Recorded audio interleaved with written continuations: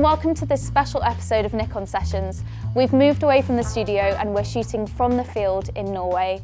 I'm Lara Jackson, I'm a conservation biologist, wildlife photographer and a Nikon creator, and for the past few days I've been with these incredible ladies and we've been out in the field shooting some amazing wildlife. So I'm going to hand over to Lina. If you could please introduce yourself and just tell everyone what we've been up to over the last few days and where we are. Yeah, my name is Lina and I'm also a Nikon creator. We are in Dovrefjell. That's basically in the middle of Norway. This is the only place in Norway where you can find muskoxen. So that's what we have been up to for the last couple of days. I'm Rachel Bigsby. I'm a Nikon creator and wildlife photographer specialising in seabirds. And I'm Eva Mäkinen. I'm from Finland and I'm a Nikon creator as well. And I'm a nature photographer. So I thought the first thing we could talk about was each of our pathways into wildlife photography, and it's quite nice to highlight that there's no one-shoe-fits-all approach. So Eva, did you want to go first? How did you get into photography? And I know that you do a lot of landscapes as well. I've always loved photography when I was a little girl, and I actually started by just going around the world and looking for some places that I had seen, and I really wanted to get to know the nature places. And then at some point I realized that I actually enjoy the most of doing photography in my home field and in Finland. I really just learned by doing and got really into the shooting in Finland and in the Nordics. Yeah, that's amazing. Because I know for me it was quite a different pathway. Like I started off in science, and I had all these amazing field trips that I went on as part of my university studies. And I just started taking a camera. So I love to say to people I fell into wildlife photography by complete accident. But I just know it's always so different. So Rachel, how did you get into it? I was the same as you really, as an accident. My passion for the natural world was inherited by my granddad, who was a really keen naturalist and a fisherman. And I suppose in my early teens, I just took to photography and painting as well as a way to just capture that emotion that I felt for nature, just to have an image or a moment of what I was feeling at the time. And I started with landscape photography and I focused on seascapes living on the coast. And I was very, very happy doing that until one day this unfamiliar bird caught my eye. And I went home and I did my research and I figured out that it was a northern fulmar, a relative of the albatross. And from that day on, I haven't pointed my lens at a landscape again. You know, wildlife has just taken over my life. Starting the same with the love for nature and being outside. And I come from a family, we always spent every weekend outside. And so I started bringing a camera on trips, taking pictures, because I just wanted to have memories with me back home, because I think we saw so many beautiful places. And then my dad was also working as a journalist in a local newspaper, and he actually had a Nikon camera. So I started stealing his camera on hikes.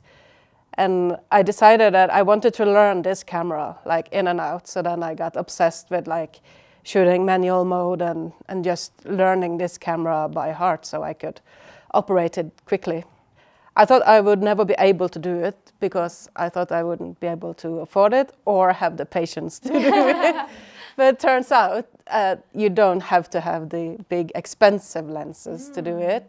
And I think the patient part, it just comes naturally when you have the interest. Yeah. So could you guys tell me about a favourite wildlife encounter or image that you've taken? I think for me, my favourite photos are the ones that I either hike a long way to get, or I spend a lot of time trying to make something happen for myself.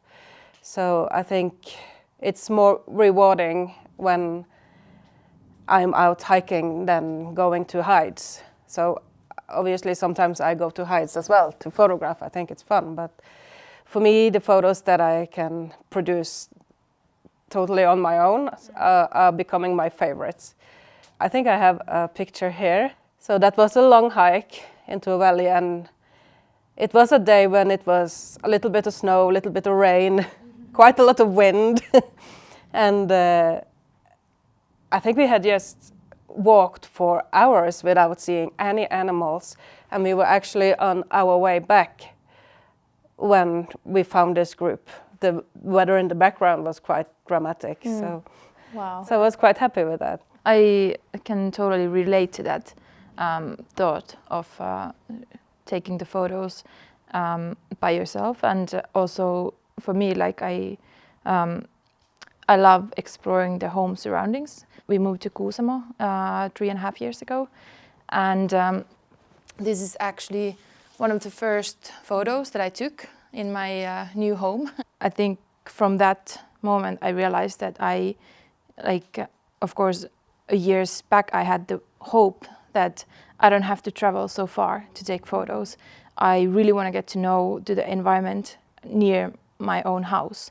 And Rachel, what about you? Have you got any favourite images or encounters? I do, but I feel like I could split it into two, because similar to Lena, it's sort of the images that you create for yourself, like creating the opportunity.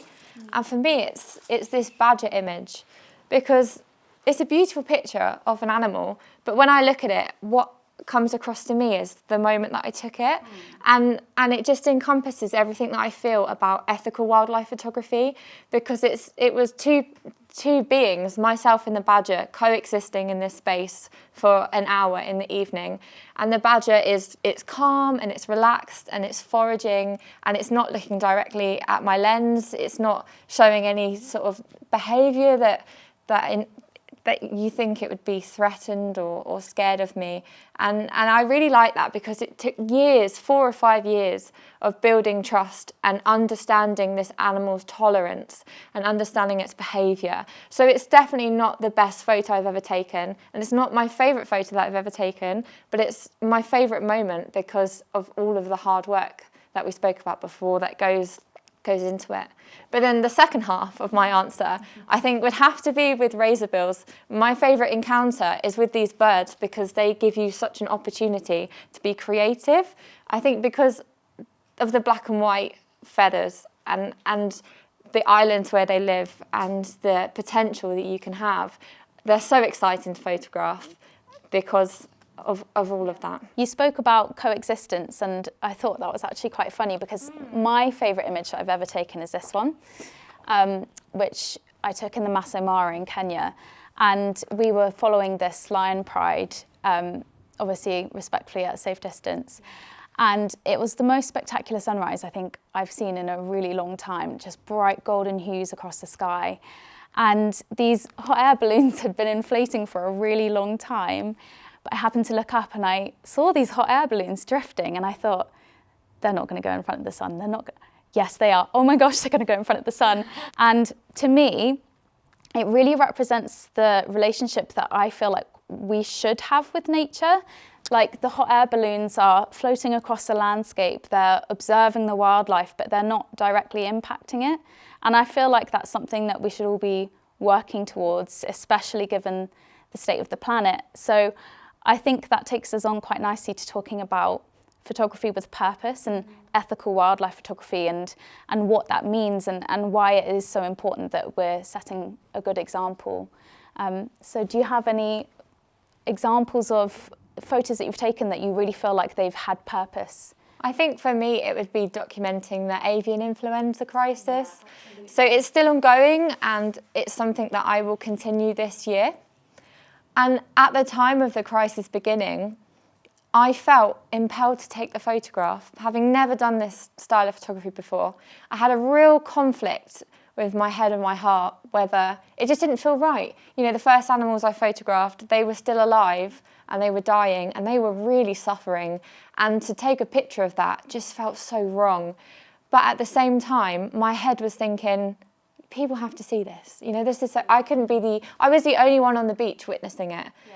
And how would people know about it if I didn't take the photo? And then it carried on and it continued, and I travelled further north and I documented it at a few different seabird colonies. And on reflection, I would love to continue this style of photography, because I've become a really big believer that you can use photography as a tool to communicate these conservation stories, and these images could just connect a global audience and empower them to protect the planet. It is a really powerful tool, and I know that these images were just published in National Geographic. They were. So Congratulations. that was a really proud moment, because of course National Geographic could reach millions of people that I couldn't. So I was very grateful for that opportunity. But I think it's important to say as well that it doesn't have to be harrowing images. It could be a beautiful image, like the fox we have here or the rhino, that people look at and they think, oh my goodness, what an incredible species. Oh, and the more they learn about it and the more they feel about it, then that will lead on to them educating themselves about how they can protect it. And I completely agree with you on that, because I think sometimes we can get lost in the negative messaging that we have of hearing all of the awful stats about the impact that we're having on the planet. But actually, having a photo that's really uplifting can actually inspire a lot more people to make small changes in their life that obviously do make a difference. And Eva, I know that responsible photography is really important to you. So could you tell me a little bit more about why? Yeah, I've become really passionate about forests in Finland, and especially old forests in Finland, as we live in a place that we are surrounded by over 100 years old forests. Wow. Which are really rare in Finland at the moment. It's only 3% of the whole Finland. It's something that I really want to show the message of, that you can still find the beauty close to you, but you really need to also protect it, because it's not something that will stay there forever. Yeah. And I think just by you being out there and taking your stunning photos, you're literally showing everyone in Finland the forests that you do have, and hopefully inspiring many more of them to speak up and stop any more logging or forestry happening. So it's really important. Yeah, and Lena, I know that you work really closely with the musk oxen, and obviously with a species like that, you do have to be very respectful of their space and you have to know about their behaviour. So what kind of things do you look out for when you're photographing them? Well, they are big animals, and it's maybe a little bit difficult to read them because they have a lot of fur. So it's reading the body language is not that easy, but I try to pay attention to what they are doing when I look at them in my binoculars first, because then I'm far away. And if they are eating and I get closer and closer and they stop eating and they start to look at me instead or go away, I know it's a sign that they are somehow bothered by my presence. So I try to just stay really calm and approach them slowly. I think people see the end result and think that it's really easy to get a shot like that, or that you go out into the field and you're there for an hour and you get the shot and you go home. But obviously that's completely incorrect, and all of us spend hours thinking about photos, or at least going out and trying to achieve them. So is there anything that's springing to mind where you've actually spent or invested a lot of time in getting one particular shot? I sometimes have places that I do a lot of ski hiking and hiking, and then when I find a place that I get a vision that, wow, this could be nice in a really foggy, like a sunrise kind of thing, but it's not happening then. I might come back next year and try it again, and it might not happen then. So I have a photo that we actually see. I tried it 4 years. Wow, it's absolutely beautiful. It was worth it because it's stunning. When it comes to wildlife photography, there is so much that you have to consider. Firstly, you have a wild animal and you can't control its behaviour, its timings, whether it's there or not. And then of course you have the weather, which is uncontrollable and unpredictable. And there's so many different things that come into the process of capturing an image. It's so easy to get downhearted and feel defeated when you don't come away with that shot. But you have to remember that when you achieve it, look at all of the things that have come together, and you've been able to know how to use your camera and your field craft and your knowledge and everything that you've learned to bring it all together and get that shot. I have almost stopped planning photos as well, because it never turns out as planned anyway. So sometimes I just go on a hike and I'm like, okay, let's see what comes my way. Yeah. And then a lot of people ask me how did you plan this picture, or what was the thought behind it? And sometimes it's like, really nothing. It was the situation I had at the moment. I know that we've had a couple of conversations over the past 2 days about feeling like we've been pigeonholed into particular styles of photography. And for me, I started my photography journey in Africa alongside my rhino research. So I feel like a lot of people follow me because of my shots from Africa.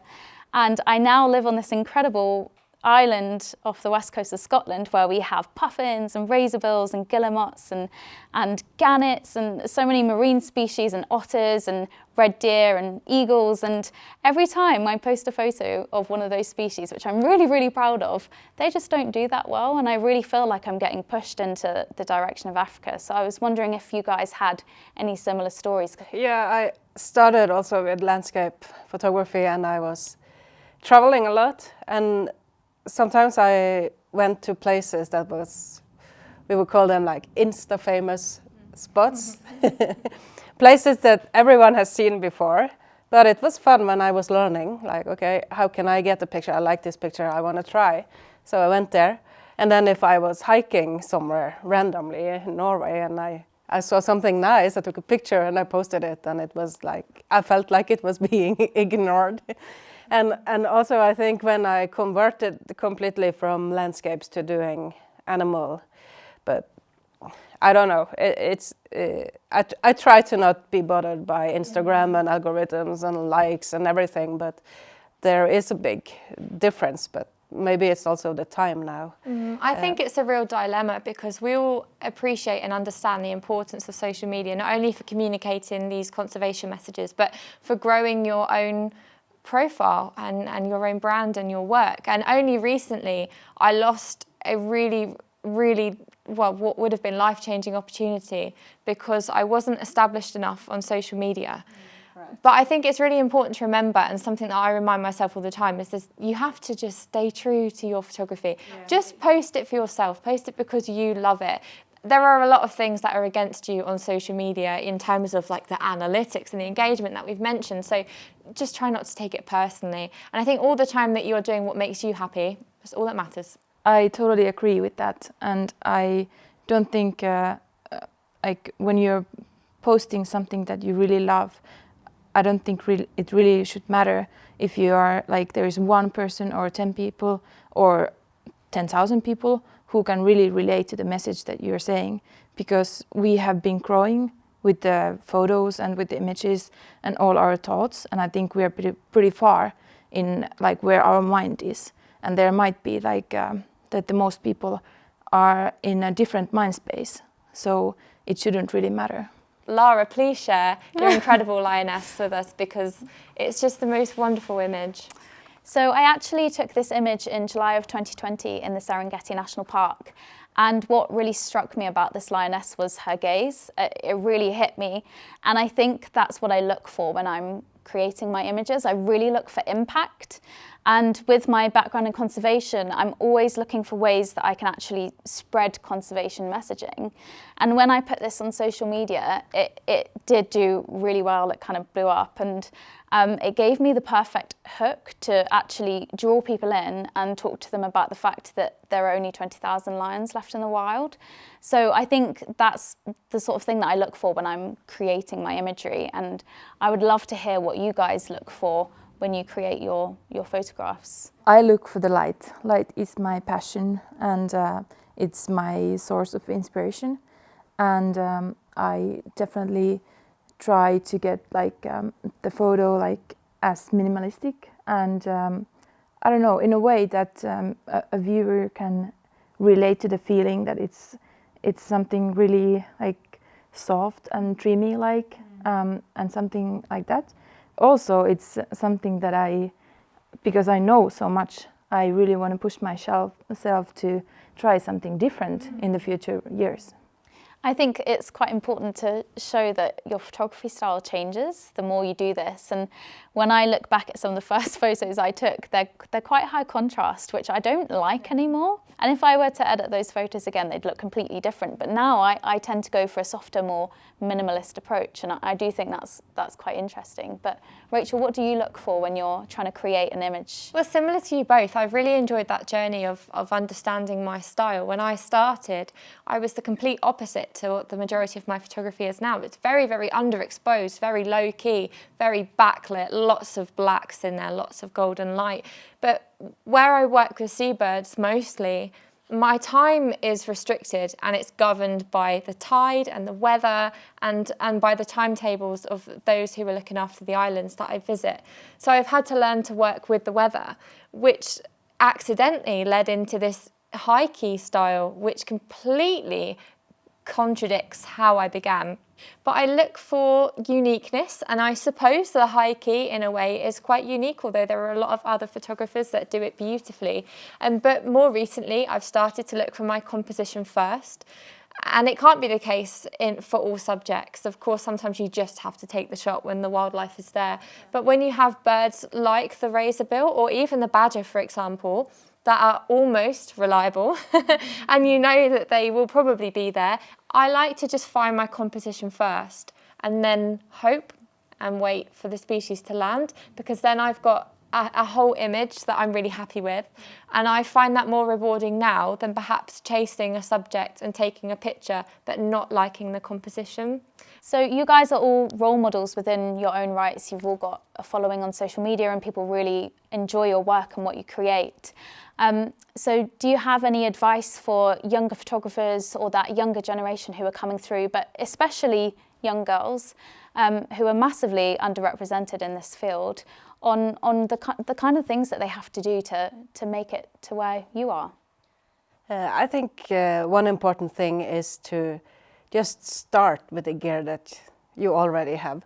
So if you look up to someone who has like a big lineup of huge lenses and you think, oh, I can never be a wildlife photographer unless I have this, that is not entirely true. So I think if you have a garden with birds and you have whatever camera, even a phone, it's a place to start. And I always say, if I have workshops and things, that once you start to argue with your camera, then it's time to get a new one. So let the interest come first and then the gear. Yeah, very similarly. To manage your own expectations is the best thing that you can do for yourself, because even I now am so guilty of looking on social media and feeling awful and like a failure that I'm not out and about with my camera in these incredible locations like so many people are. But we all know that's not the reality. So if I could give a message to my younger self, there would be many, but one of them would be just give yourself a break. Don't give yourself a hard time for not being the same as the other photographers that you see on social media, because that's only a short snippet of what they're doing in the rest of the year. And I can almost guarantee what they're doing in the rest of the year is probably the same as what you're doing in that moment when you're watching it. Yeah, and I think it's actually really important that people start in their own back garden or their local park or whatever, because the wildlife in all our countries needs help. The UK is one of the most nature depleted countries in the world. It's shockingly bad how many species we've lost. We've got 40% of species in free fall decline, and 1 in 7 of our native species are facing extinction. So actually just getting out and photographing the wildlife around your house or the area that you live is a way to inspire people and get them talking about what we can do to actually make more room for nature in our everyday lives. Well, thank you guys so much for taking the time to chat to me about your journeys. I found it really inspiring, and especially being with you all over the last few days and learning about the way you approach photography and your different styles has definitely inspired me to try some different things when I get back home. Thank you so much for watching this episode of Nikon Sessions. If you want to see more, just hit subscribe. Hello and welcome to Nikon Sessions. In this episode, we're going to be talking about street photography and urban photography and how they might interject, and how we would look at architecture versus people versus stories. I'm really excited for some of the stories that we're going to talk about and some of the photography we're going to look at. I'm joined by Ben, Leon and Perry. if I can start with you guys introducing yourselves. My name's Ben Moore, go by the name of Be More Photos. I like to shoot architecture, urban street photography. It's a bit of a blend. I'm Leon Neal. I'm a staff editorial photographer with Getty Images, based in London. I shoot news and features, but part of my style of photography kind of crosses over into street photography. I've always had that as a bit of an influence in the backgrounds. My name is Perry Gibson. I'm an event and portrait photographer who uses street photography as an escape from shooting client-based work. It's a way for me to just practice what I love about photography.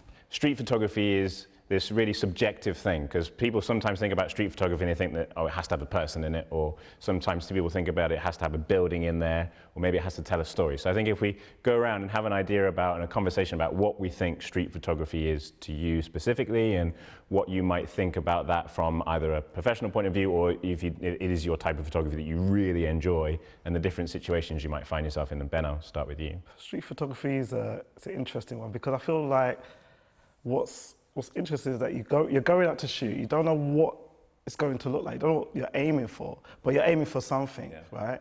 And that makes it super interesting. Your eyes are like zoned in. You're looking at everything. Anything you can see that has a slight interest, or you're waiting for something to happen. To me, that's street, because you haven't set anything up. You know, you're going into the unknown, looking for the unknown, and hopefully it comes out good. For me, street photography, it's got certain ingredients that I always personally like to try and find in it. It's the spontaneity. I do really like humour in a picture, and because of liking humour, then it generally has to have a person in it too, for me anyway.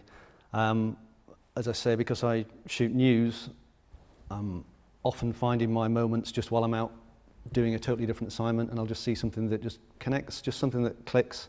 And as you were just saying, it's not something that you can necessarily plan for. A street photographer said to me a while ago that it's two different types of street photographer. There's the sharks and the fishermen. And the sharks constantly swimming, constantly moving, never stopping. And some days I'll do that if I'm just kind of floating, as we call it in news. And you'll often come across some random oddity, something happening, people doing something, some sign that fits, works well. But the fisherman side of it, you're walking along, you see something, you think, this would really work if X, Y, Z happened. If somebody walked along, if a policeman passed under that, if an old lady passed, if somebody wearing a red top passed in front, and then you will just give it a while, sit, wait, seeing a picture and waiting for it to happen rather than actually preparing it. As far as setting up goes, I would personally never do anything like that, partly because I come from a news angle where we can't arrange, set up, it all has to be totally natural. And that obviously crosses across into street as well. I think as soon as you start posing people, asking for things to be done again, asking for things to be, then it's not street, it's just a photograph. I grew up in Devon, very far from London where I was born, and relations between people, something I was always interested in. Maybe lack of relationships with boarding school, which I grew up in, so you're always watching people and watch people together, kind of admiring that connection. So as I've picked up a camera now, me going out and shooting street has always been about the space between people and the space, or the lack of space between people, just those connections. So a lot of my street photography is people-based, not so much, portraits, but they never really know that I'm there taking that portrait in a sense, and it's nice to wonder what that connection is. Like even the photo there, one of my favourite photos ever taken, the two, you don't know their faces, you don't know their stories, but you can see by that connection that there is in my imagination anyway, a long love there, and it's nice to many people that still exists, and that's kind of like the narrative that they'll take, whilst other people will take another. Like that was shot at Wembley during the FA Cup final, and it was such a busy spot where you had fandom left, right and centre, you had young, old, middle-aged, but these two were kind of at the side of it all, having their own moment. And it was just, I'm attracted to those sort of things. So I suppose you're kind of really looking for those stories, those moments in time, and that kind of leads me nicely onto the next question I was going to ask, is that with an urban environment, and like a street photography environment, there can be so much going on. So do you think it's sometimes difficult to take a picture of what you actually want to try and take a picture of? Because you've obviously got a great picture of two people stood next to each other, but what if there was a crowd of thousands of people, or if there was other buildings in the background that would distract from like an urban environment? So is there any advice you'd have on how you kind of get the shot that you want? I think in those sort of situations, again, how a multiple amount of people are occupying a space. And again, the relation between these people, they're all strangers. And I like busy shots. It's not about you guys. I like when there's a lot of visual or a lot of focal points to kind of like a Where's Wally photo in a sense. You're looking for, instead of Wally, you're looking for the thing that kind of pulls you into that image. They speak a lot about the people that hold that space, you know? Leon, I suppose that same question for you, because you see this from a news perspective, you have to tell the truth. So when you are shooting street photography, are you still maybe thinking that you include a little bit here, or do you just shoot the picture as it is because that's how it is? I will just shoot as it is. The things that I can control are obviously my camera and my angle. Yeah. Anything beyond that, I can't. It comes with experience for me anyway of how I want to photograph it, because if there's too many people then it can get a little bit messy. I prefer to generally make things a little bit cleaner, get as much out of the picture as I possibly can that could distract. If you can have something that's relevant in the whole frame, every corner, then great, but if it's going to lead your eye away from what you're wanting, then I don't want that there. You're kind of bringing someone's focal point to a certain point in the picture. Yeah, that's... As opposed to me, my approach is more of a canvas where, you know, where you find your own interpretation in a sense. Yeah, that's my aim. Just as a good example, the image that's up here, that was, I was sent into town just to illustrate Black Friday, people being out on the street shopping. And when you're on Oxford Street, you've just got thousands of people there, and you can find little moments in there, but the majority of it is just a mass of people. It pays to just try to find tiny little pockets of solitude kind of thing. So this was just down one of the side streets just off Oxford Street, and I saw this fantastic window display. It was just a case of waiting for somebody to come past that fits in with the story. But that was a case of, let's say, keeping it as clean as possible and just waiting for the right person. Again, going back to the fisherman style. And then Ben, I suppose the same question to you. Yeah, so I'm similar to Leon here. I like to capture like one subject in a mass, like background that just isolates kind of how vast this area is. Now I'm a bit more relaxed. I'm not so strict on it, and I'm more loose with trying to get one person. It's more like, if it happens, it happens. If it doesn't, I'll take what I can get and just leave it as that. But yeah. I suppose leading on from that, it always also then comes to kind of your own style, right? So I think what can happen is when sometimes people think of street photography and urban photography, they think of these greys, these dark kind of moody colors, they think of this kind of grittiness. But I think all three of you have a completely different style, and some of the shots that I've seen have been filled with color and life that you don't always see like in a street shot, and some of them have this really nice ability to just bring in a beam of light somewhere or a beam of color. And so what do you guys think when it comes to urban street photography and when it comes to color, black and white, what your kind of style is? What do you prefer when you're shooting? Well, there was this conception about, photography, street photographers back in the day that shot, if it wasn't black and white, it wasn't, Well, it's art if it's black it and wasn't white. it wasn't the business. Anything, as long as it's black and white, it's art. And then slowly colours become a thing now, and it's okay to shoot colour. But I feel like you've got to have massive respect for the guys that did it back then, because obviously, the cameras, the settings they had. To freeze someone with those settings, you got to know your stuff, right?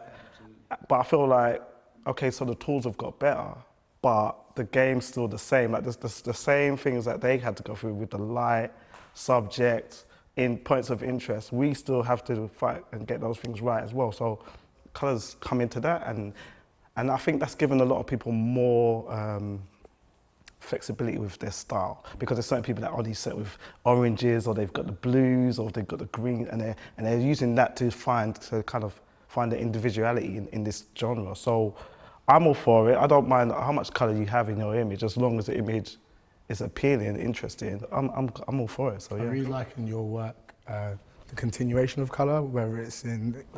Thank you. Where it's nicely balanced around the frame, and then you've got another colour going right through it. For me, and I think for a lot of people who are like city shooters in that sense, and speaking about spontaneity of and the shark approach and moving with it and finding these frames, but how do you find your locate? Like, how do you find that sweet spot between the buildings or underneath the buildings? You know, because that's some serious discovery. Well, I'll tell you, it's funny. I actually went back to that location. It was in Vienna. So I went there for the first time and the light wasn't great. So I was like, you know what, I'm hitting that spot early in the morning because I knew there was a good shot there.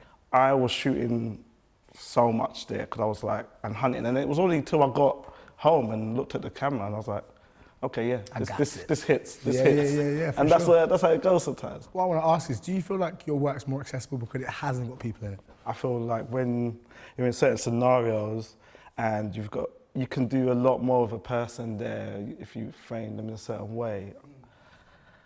It's all situational, I can't say like hand on heart, yeah. But I've always been, I noticed this from my experience of just being in situations where I'm like, oh man, if I just had someone, or I'm waiting and no one comes and it's like, there's a banging shot here, I need to come back or bring someone, and that happens a lot. You know, it's not necessarily when I'm shooting architecture, more so when I'm shooting street. People create problems in the sense of legality and also the feeling of approaching them and talk about missing the moment and talk about interrupting the moment or changing the course of it. People do create problems in the sense of someone who's reacting to what you see, including that subject sometimes takes you just doing it and explaining yourself after, you know? It's interesting, it's a cultural thing which seems to kind of, every country has its own different version of how they feel about having their photograph taken. And I've got colleagues who work in America and they will have people come over and say, do you want to hear my story? Do you want to take my picture? And over here, if I raise my camera, the majority of the time, if I'm in a big public place, there'll be somebody who comes to the crowd and say, did you just take my picture? Yeah, what are you Well, doing? delete it. Why are you taking my picture? Yeah, Like, you're literally in a crowd of 1,000 people. Do you think anyone's interested in your tiny face in the middle of it? I would say people create problems, but I think like every architectural photo I've taken, it would look better if there's like a single subject in there. Like sometimes you're in an opportunity where you can't get that, and you just gotta take what you can get. You know, there's no one there. There's no one you can ask. You know, there's no one. You're shooting alone. Your friend ain't there, so you just take what you can get. I would imagine with yours there is an element of any viewer. If you don't have people in, then you can always have that thing of looking at it and saying, I can imagine myself being dropped into that situation. It's like, That's what kind of draws you. it's like location photography kind of stuff. If you have a picture of a beach and there's no one in it, then mentally you're going, I'm in the beach. I'm there. Yeah. So I can imagine it'll work in that way for you a lot of the time. Yeah, I can see the frustration of, it would be nice if there was that one person to put scale or context in, but at the same time, it can work both ways, I guess. I think the way that I've seen you shoot is that you find that location, you find the architecture, and you still get an architecture shot, and then you kind of wait for the people shot to come in. So you can kind of get both in a lot of cases, right? You get options. You want options. You want to be like, oh no, you want to pick, you want to have two shots. The best situation, you've got 2 or 3 shots you're fighting over which one to post first. And that's a dream situation for a photographer, because you'd be like, I'm going to post that one now. Maybe that one in a month and that one. When they forget about it, I'm going to freshen them with this one. And that's what you want. You want to create yourself so much options. In a similar way to saying about the empty picture allowing you to put yourself into it, with your picture, the fact that you're not seeing their faces. When you do have people inside street photography and moments like that, like you've caught there, as you say, you can put your own story onto it. Absolutely. And you can imagine and create the backstory. And a good street photo, for me, does have that. You wonder where people are coming from, what their relationship, where they're going, why they've found themselves in this unusual, remarkable, funny moment. Yeah. There's a very small chance that they didn't know each other. They just literally just stopped and went, oh, what's happening down there anyway? Yeah, off you go. But then when you look at it, as you said, and I'm the same, you kind of look and go, two old couple there just out wandering together. Oh, it's nice, yeah. And it's you can put whatever you want onto it, whatever spin, story, backstory, and that's, to me, is a mark of a good street photo.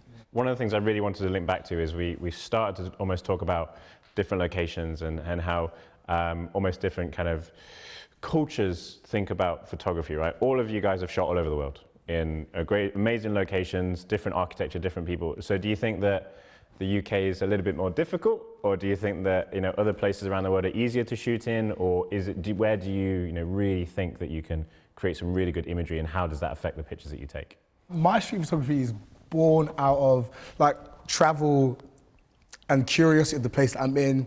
Due to financials, I'm never usually in a place for too long, so it's always kind of like 98 hours in Marrakesh. Like, what photos can I take? You know, like, and how can I bring back my perception of this location through the wealth of photos that I've taken, and be able to then select which one's best.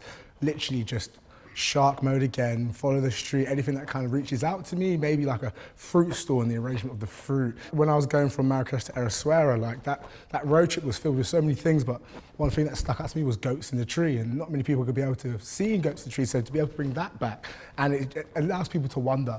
And I guess my street photography in those locations, I'm really just receiving and, in a sense, reporting, in a sense, not anything important, I guess, but reporting that time, that place, that setting, you know. For me, it's two things. One, UK is tremendously hard to shoot in, and it's getting harder and harder.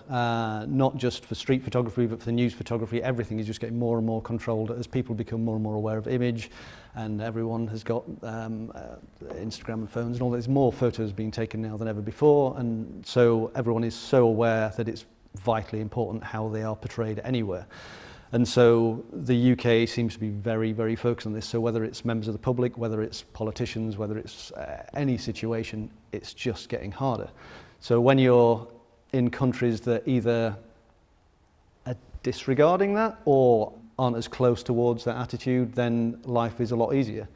You can go places, you can wander around, you can go in and out of buildings and companies without them having to ring head office.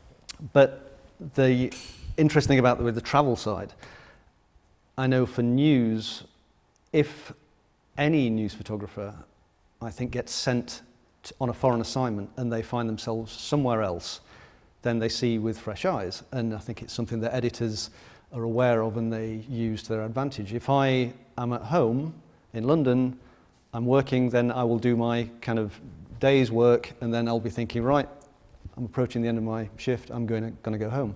If I'm somewhere overseas, then I'll be thinking, I'm basically going to wake up in the morning, start shooting, and then I'm going to shoot until I go to bed at night. I have to agree with a lot of what Leo says here, because when I shoot in London, I'm getting the run-ins with a lot of, exactly like, no, don't shoot here, you can't come in this building, I can't get access to that building.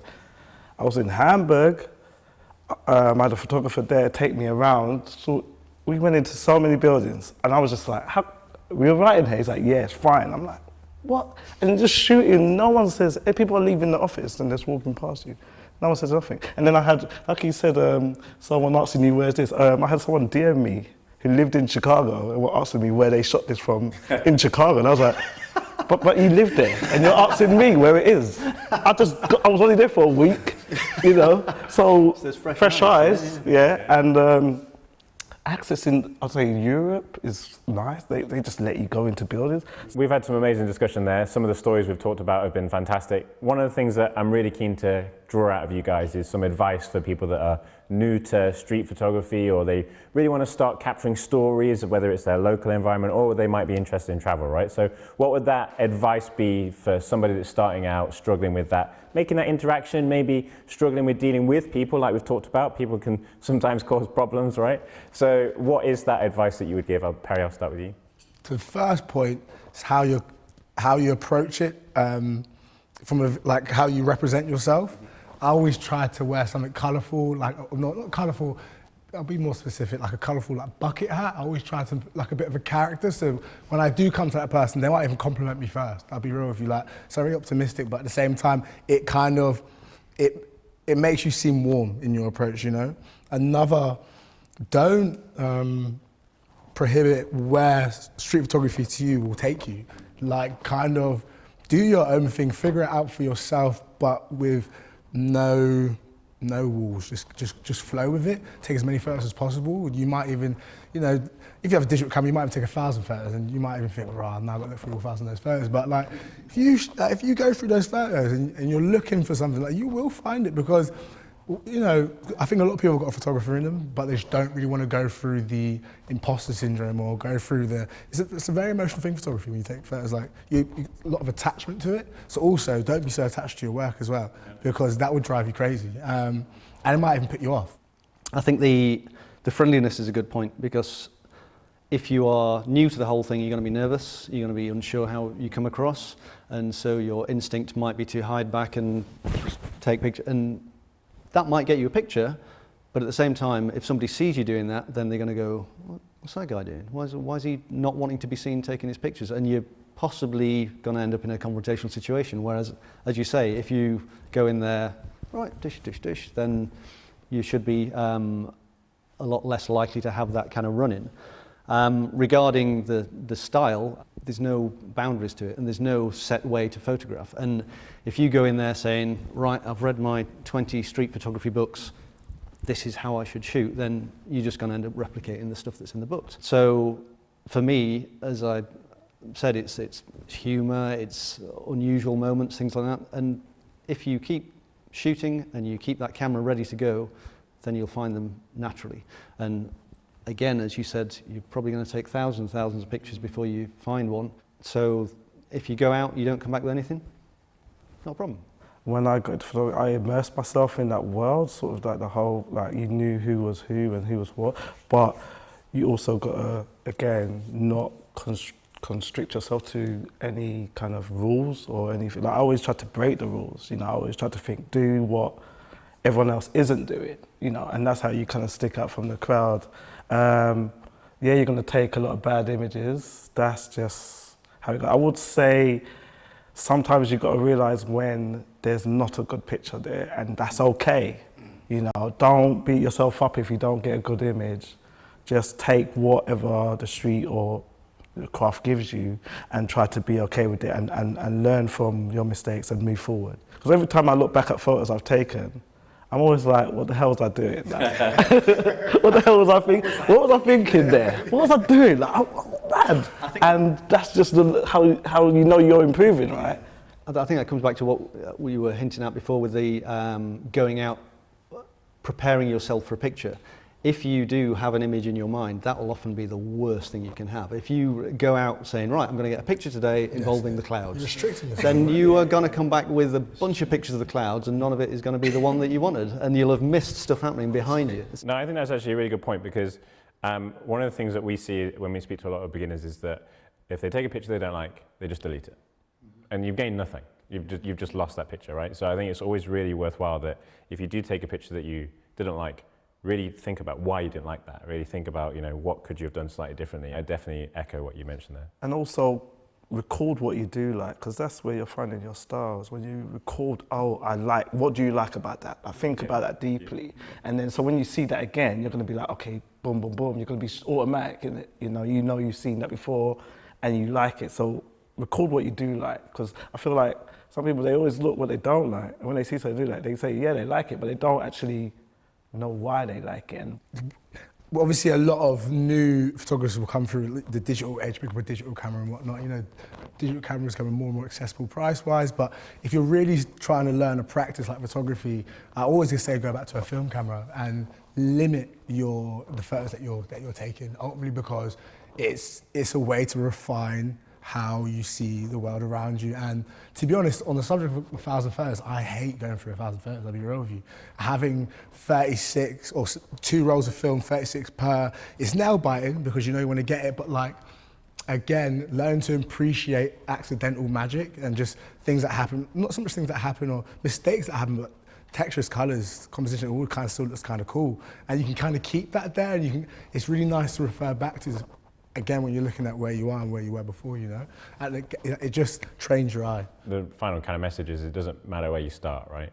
You can start anywhere and you can really progress, and you know, you guys are all testament to that. So thank you so much. That's been an amazing tour, and I think we've gone through some incredible images, we've gone through some incredible ideas and some advice as well. So thank you all for joining. Thank you guys for watching at home. Hopefully you enjoyed this episode of Nikon Sessions, and I will see you in the next one.